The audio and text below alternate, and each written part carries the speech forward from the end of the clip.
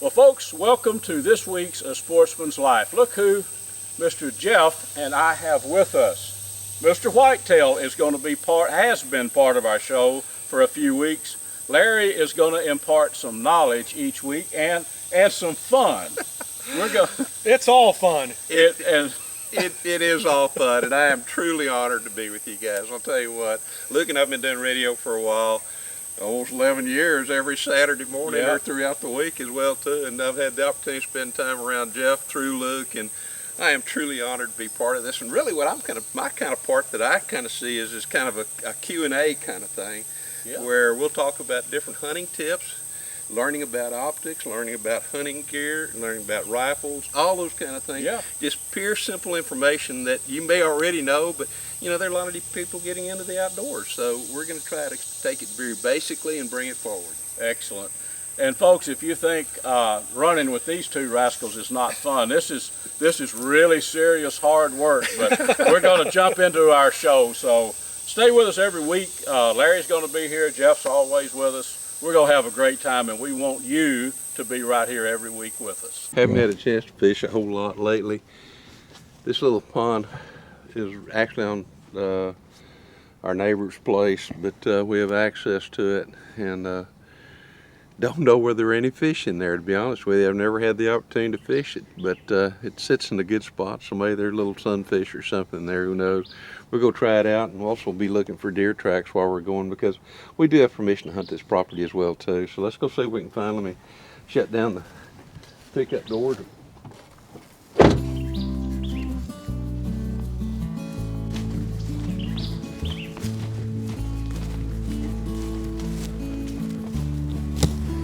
This little pond, it just always looked fishy to me. Sits right up here on the edge of an opening. It's not real big, but you know, you don't really need a big pond to fish. Got turtles, I see that. Nice. Get over here on the edge. Looks like a great place to come and just watch. I got a feeling there's a bunch of deer that water this place.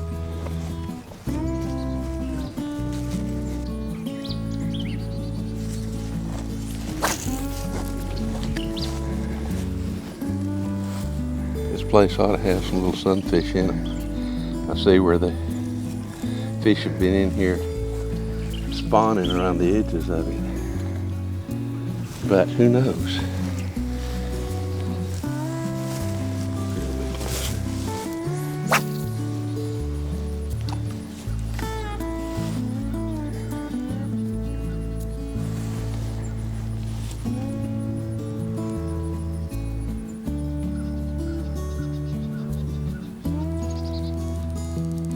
Bird tracks, coon tracks, all kinds of tracks here, but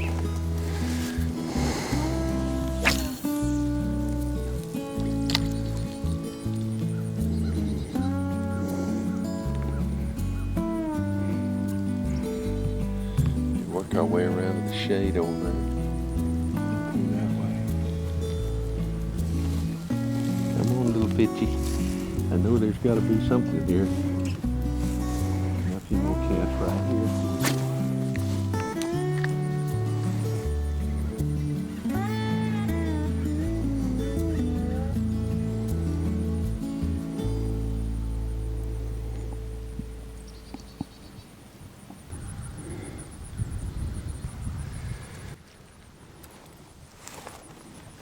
Well, Well, we're catching a little bit of moss, so that's good. I get a little bit of vegetation there. Probably should have been here earlier this morning. Those water temperatures already starting to heat up, I'm sure. That's the reason I want to try to get over there none of the shade.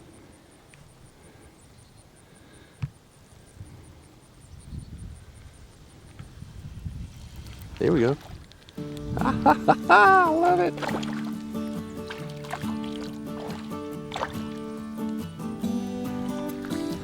Oh, look at there.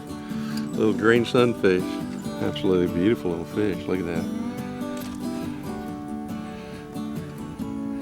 How about that? Well, we know we do have some fish in the pond. How about that? How about that? He hit it pretty good too, little rascal.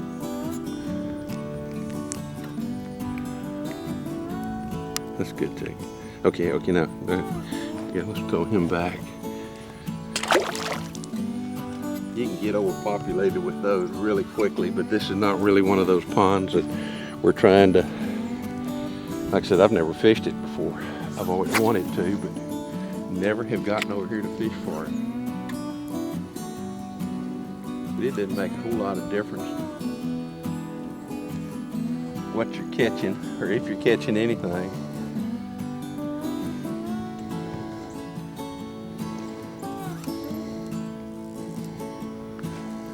Or if you're catching yourself, as I just did right there.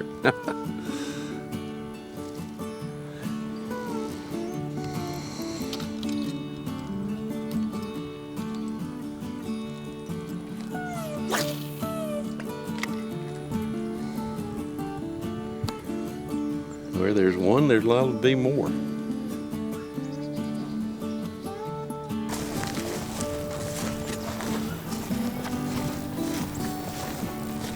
Fish swimming out from underneath the shade. It's kind of what I thought. Maybe we've got a little bit of a northerly breeze blowing. It is hot, to say the least.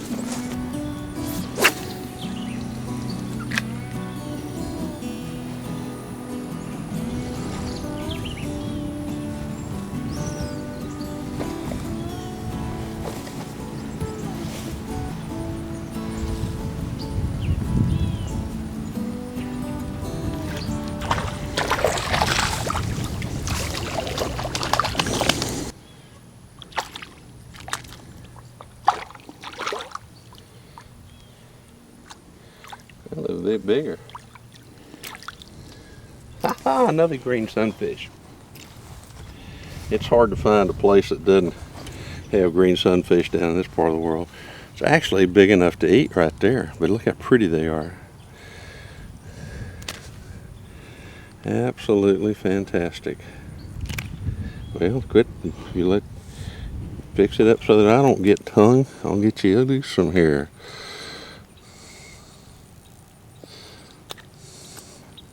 Absolutely beautiful little fish right there.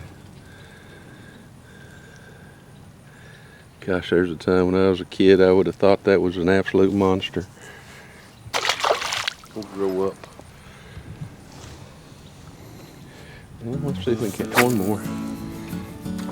Got another pond or two we can fish over here that we have access to.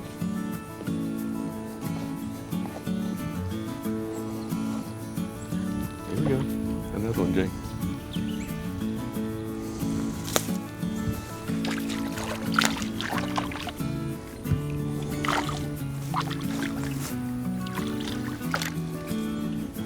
A little bit smaller. Oh, hold on. Pretty fish.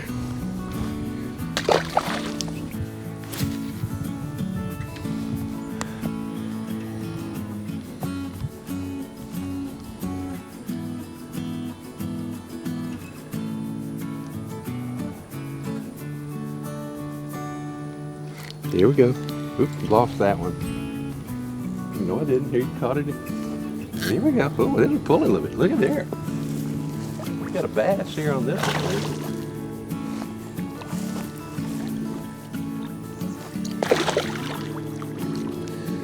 one. All right. Didn't expect to have a bass in there. Nice fish. he is fat too. How about that?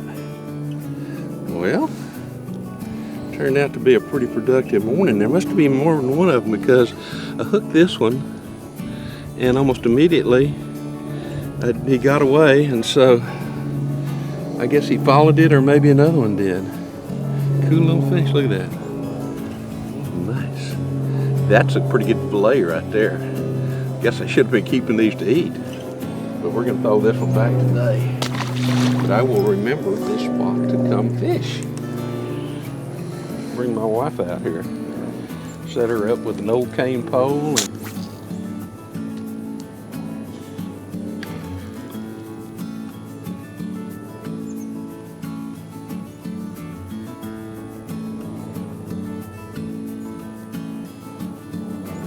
There we go.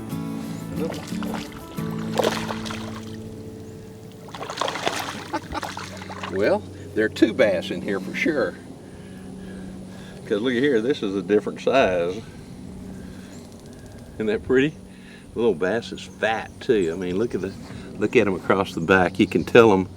See how it just kind of comes down? Looks like he's got plenty to eat in there. Fantastic.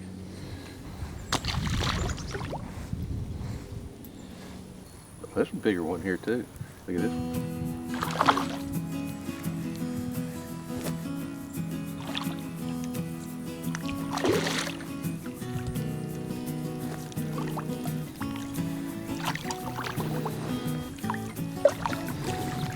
Oh, he swallowed it, dadgummit.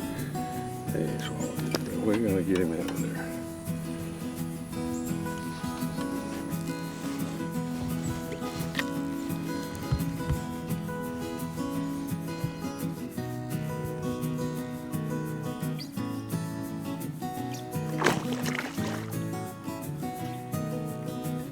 I'll bring him up again.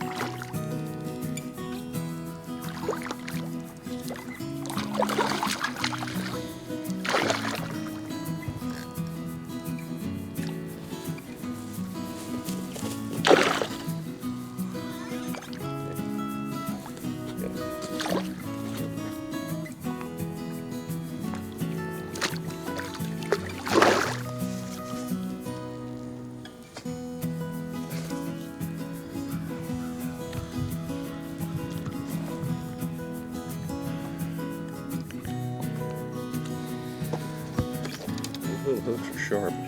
Little spinners like this. One of the things I've always done when I go on a hunt, whether it's here at home or whether it's abroad, or used to when I went to Canada or some of the other places, is I always took a fishing rod with me, because there are always fishing opportunities, and that's a big part of being a sportsman's life as far as I'm concerned, is to be able to take advantage of situations. I've been on hunts where the best thing about the hunt was a fishing trip. Next time I know I come out here, I am going to bring a frying pan, and I'm going to set up, and we're going to have some fresh fish right here on the banks. Little Luke Clayton taught me a few tricks, and I should have followed up on that this time if I'd just been thinking. But it's just going to be kind of an exploratory thing. Coming and fishing this pond. Like I said, I've never fished this pond before. I don't think anybody else has.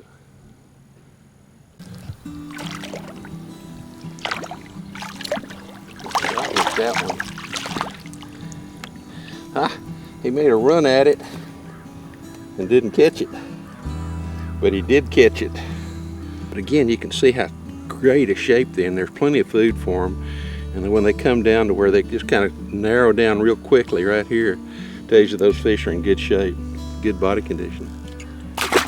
Wow, it's been a worthwhile little trip. I hate to leave here. Try about 3 more casts. Go. Here we go.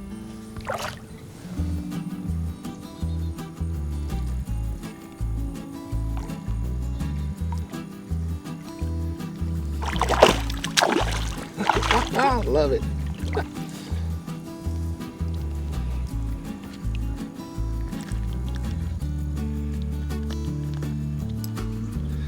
One of these times where a scouting trip turned into a fishing trip.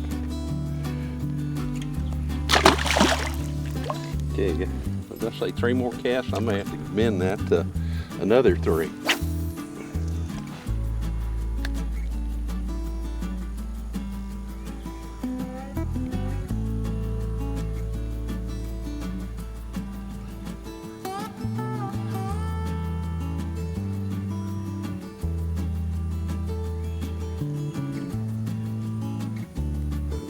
There you go.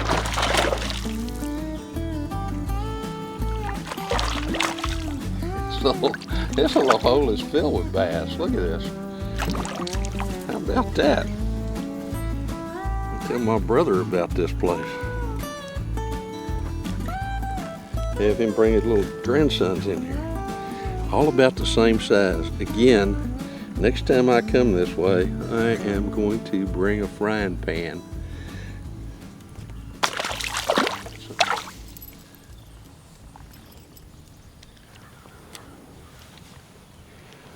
There's times I'm gonna have to try to come back out here sometime with a fly rod. There's enough area, open area, where even I can get a fly into the water. But I got a feeling late in the afternoon, early in the morning, you can come out here with some flies or some little bass poppers for some great topwater action. Obviously, there are lots of fish in this little water hole right here. It just goes to show you don't need a huge lake to produce fish. If you got a little spot that you can like right here, there's one little draw that comes in here that feeds the water for this thing, and it doesn't need to be a big spot, but what a picturesque spot here right on the edge of this opening.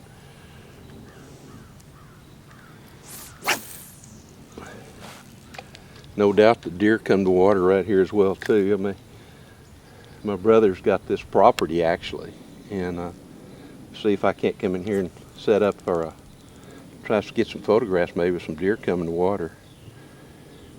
Today is August the 22nd, and the reason I mention that is because on the route over here, coming around the backside from my property to this property right here, although I didn't have a chance to get the camera on it, saw my first whitetail buck of the year that's out of velvet. Little spike buck, looked like he's got about 8 or 10 inch horns. Pretty good sized spike. But he was free of velvet. And that's the first one we've seen this year that's that way. Last cast. That's not bad. We were here maybe 15 minutes.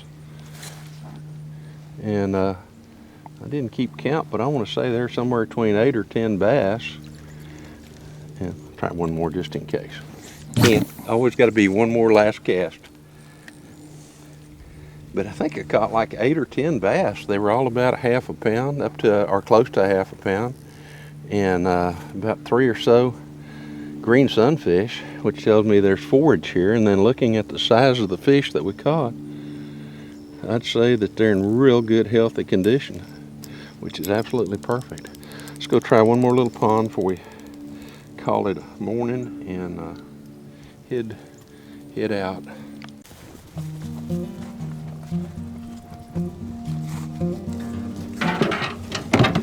Not a bad little morning.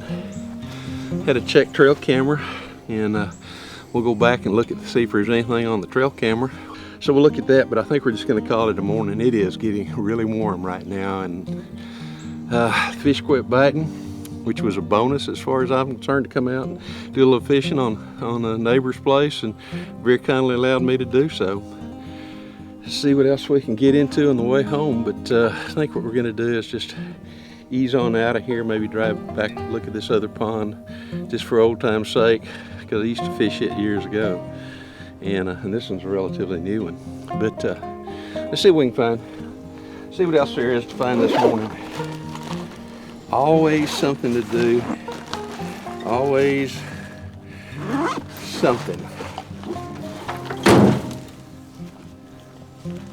This back here, set it on top there, we're gonna fly out.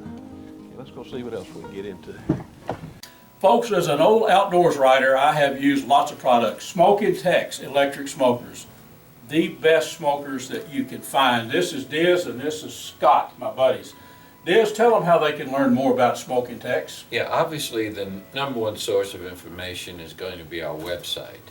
It's got hundreds of recipes, it's got helpful guides. It's got all of our models and our accessories listed there. Of course, we have a phone number, 888-922-1511,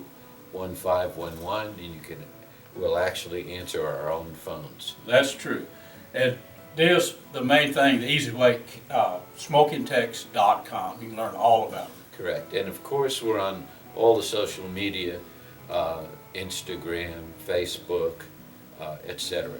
So take a look at us whenever you can, and whatever social media you'd like, and we look forward to working with you. Well, welcome back to the show, friends. I want to show you something. We have a simple cork here. I could use my hand for an example, but that might hurt a little bit. But what happens when you get the proverbial hook in the hand? So there we go. So here the hook has been set deep into my hand, okay? We'll pretend that's my hand. What we're going to show you today, folks, is how to get this hook out of your hand. I've been fishing many times with friends where something happens, where someone grabs a bait or flings a bait or sets a hook and it flies and it hits somebody and it hooks into their skin. I want to show you how to get that out without doing any tissue damage, you know, to your hand or body, arm, or whatever. I was with a guy one time that actually was tearing open a package, a fishing lure package, and got a deep sea hook, which is about the size of my fingers, in his hand, and I was able to get it out for him without causing any damage to his hands. Let's just take 2 minutes and let me show you how that's done. So again, we've got the hook embedded deep into our hand here, and what we want to do, I'm going to set this down for a minute and I'm going to show you this. Basically take a piece of fishing line. Now this is braided fishing line here. I'm using it braided only because it's easier to see in this video demonstration. Okay, so really what you want to do is you want to tie this into a loop. So what you've got is just a simple loop right here. Okay, folks, there you go. See that? Simple loop. So what you're going to do is you're going to put your hand in that loop and you're going to put that string like this, so you have leverage. Now we're going to bring our hook into the picture and we're going to get this hook out of this cork, but let's just assume it's hand. So what you're going to do is you're going to put the string, and you can use fishing line, it works just fine. I'm just using braided to show you here, but you want to get that string underneath and you want to get it right around the hook, okay? And then of course you've got it, your hand in here like so, okay? Because what you're going to do is you're going to get that, you're going to use this to pull on that hook and you're going to get that hook out. But what you want to do is you want to use your thumb to push down right here. So you want to take the barb, which is on the inside, you can see the barb right here, there's a barb in there, and you want to put, if you push down on this while you pull here, you'll pull that right out without doing any tissue damage. There it came right out for us, as you can see. So that's a really, really good trick to know, to be able to get a hook out of someone's hand, arm, or leg, or wherever, is using this string method. I'm going to do it one more time quickly so you can see. So the hook has gone in, there you're hooked, and you need to get free. So what we're going to do is we're going to take our string that we did here, and you can, like I said, you can use fishing line, any kind of string, and you're going to work it around that bait like so until you get it to where it's right on that hook. Okay, then again you're going to put your hand in the loop so you've got it just like this. See that? Just like this. So you can grab the string there, and once again you're going to put pressure right on top of that hook. push down and pull at the same time very slowly, and you will pull that hook out without doing any damage to the skin whatsoever. Keep that tip in mind, folks. It's a great tip. I tell you what, that has saved many of folks over time. So if you get a hook in your hand, in your leg, in your face, have someone do that for you, save you a trip to the emergency room. Well, folks, you know, a couple of years ago, Texas made it legal to hunt with air rifles, big bore air rifles. Now, me and my buddy, Mr. Wysoon here, Larry has got an air rifle that shoots arrows. Also known as bolts, I have learned. Bolts. Bolts are arrows. And this is the Seneca Dragon Claw, 50 caliber. It also shoots bullets. It does. I prefer to shoot the arrows because it's a little bit different compared to everything that I've done in the past. I used to tease people, you ever going to shoot a bow again? I said, yeah, as soon as I can shoot it out of a gun. Well, guess what? Now I can shoot a broadhead bolt out of an air gun with That's this right. particular model. And we're out here hog hunting on our buddy Jeff Rice's Buck and Bass Ranch. Got a broadhead on there. Cape buffalo have been killed with this rig. Right. Keith Warren is taking Cape Buffalo, and don't tell him what else he's taking in Africa. So it's a great tool. It's a new way of hunting as far as I'm concerned, and I'm anxious to try it this year. And Larry, that's part of it. It was new to me when I first started shooting air guns about 9 years, big bore air guns, PCP guns. It was brand new, and that was part of the allure to me. It was something new, and I got to learn about it. Now, so Larry has the arrow hunting with the bolt or the arrow covered with the Seneca Dragon Claw. Great setup.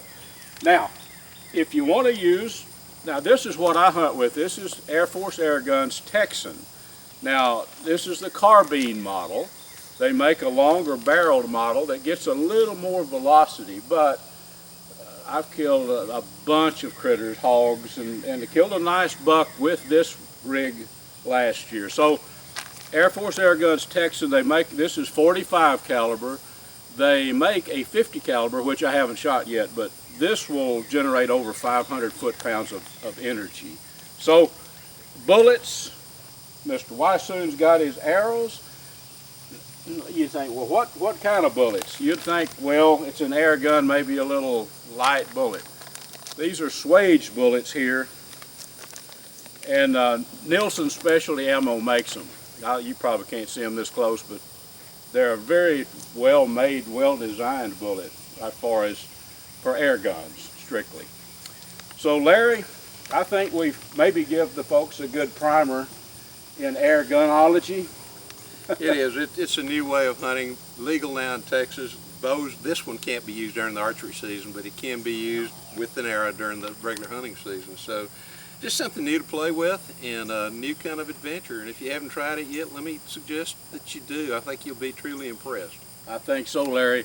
And for folks that, well, where do I get all this stuff? Pyramid Air is the largest air gun supply company in the world. Just go to Pyramid Air. They have people there that you can actually call if you're going to have some questions. If you don't know someone that's already shooting these big bores, well, Pyramid Air has some folks that can help you out. So hopefully this little tutorial with Mr. Wysoon and myself, hopefully it'll help you get started in something that's fun to do. Well, friends, welcome back. Thanks again for joining us on this week's show. Gosh, guys, we have so much fun doing this stuff, don't you think? I mean, I know. This is out of this world fun. I can't tell you how much I appreciate and how honored I truly am to be with you guys. Well, and all those folks out there too. Absolutely. We want to thank you folks for joining us each week. We have fun bringing this stuff to you, and we certainly appreciate you joining us, liking us, sharing us, and joining us for another adventure. We'll have another exciting adventure next week, so stay tuned, and until then, be safe in the outdoors. And a special thanks to Air Force Air Guns, Dallas Safari Club, Hornaday, Pyramid Air, Nielsen Specialty Ammo, Sightmark, Smoke and Tex, and Striper Express.